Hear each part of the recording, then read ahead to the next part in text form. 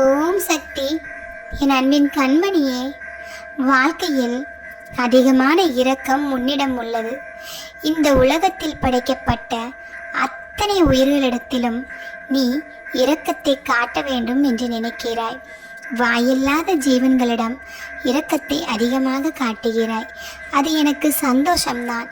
அவர்களுக்கு ஒரு அடிபட்டால் கூட உன்னால் தாங்க முடியவில்லை பிள்ளையே, அது நல்ல விஷயம்தான். ஆனால் வாயில்லாத ஜீவனாக இருந்தால் கூட கொடிய பாம்பிடம் போய் நீ இரக்கத்தை காட்டினால் அது விஷத்தை தான் கக்கும். அது உனக்கு தெரியும் தானே. அதிடம் நீ போய் உன்னுடைய இரக்க குணத்தை காட்டினால் உனக்கு பதிலுக்கு அது என்ன செய்யும்? அதனால் யாரிடம் இரக்கத்தை எப்படி காட்ட வேண்டும் என்று தெரிந்து நீ காட்ட வேண்டும். விஷ சந்துக்களின் மீது நீ அதிகமான இரக்கத்தை காட்டினால் அது உன் உயிரையே பறித்துவிடும். அப்படித்தானே தங்கமே?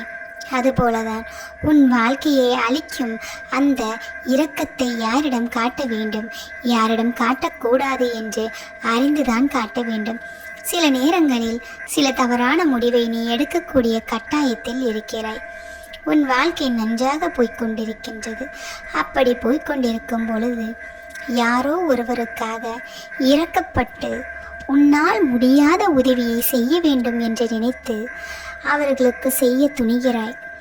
நீ செய்ய துணியும் அந்த ஒரு முடிவினால் உன் வாழ்க்கை அழியப் போகிறது என்பதை நீ அறியாமல் செய்கிறாய்.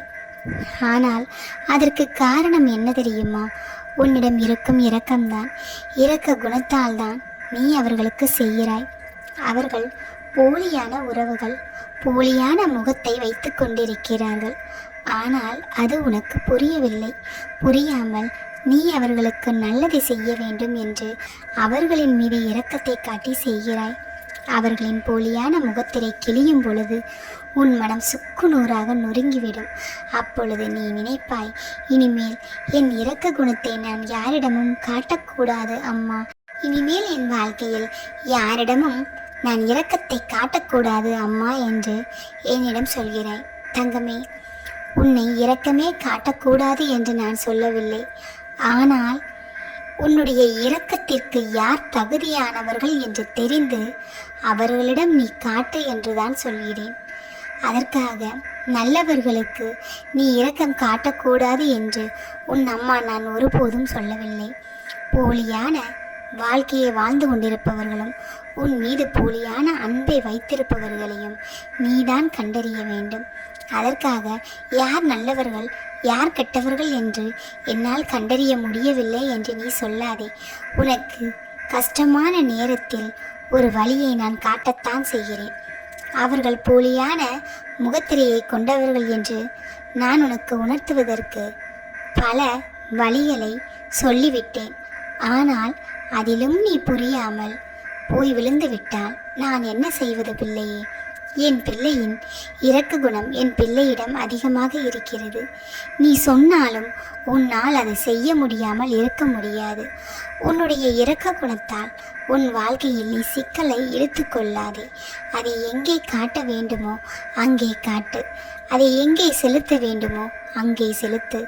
அப்பொழுதுதான் அது உனக்கு பயனுள்ளதாக இருக்கும்.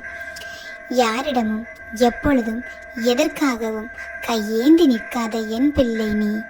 உன்னுடைய இரக்கத்தால் பலருக்கு பல உதவிகளை செய்துவிட்டு மற்றவர்களிடம் கையேந்தும் நிலைக்கு நீ வந்துவிட வேண்டாம் தங்கமே. அதற்காகத்தான் உனக்கு முன்னெச்சரிக்கையாக பலவற்றை நான் சொல்கிறேன். இனிமேலாவது யார் பிரச்சனை செய்கிறார்கள் என்று தெரிந்து அவர்களிடம் இரக்கத்தை காட்டுவதை நிறுத்திவிடு. உன் வாழ்க்கையின் அழிவை நீ தடுத்து விடு.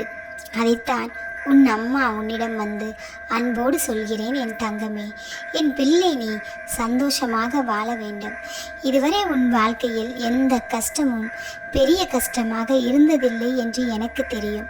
பல்வேறு துன்பங்களை நீ சந்தித்தாலும் அந்த துன்பங்களை கடந்துவிடக்கூடிய ஆற்றல் உன்னிடம் இருக்கிறது என்று நீ மிகவும் நம்புகிறாய். ஆம் தங்கமே, என் பிள்ளை அல்லவா நீ.